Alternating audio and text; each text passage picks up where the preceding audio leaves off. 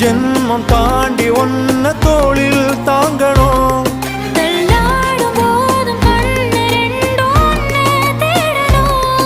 உயிர் விட்டு போகும் அந்த நொடியில் ஓருவம் முன்னால் வரணும்.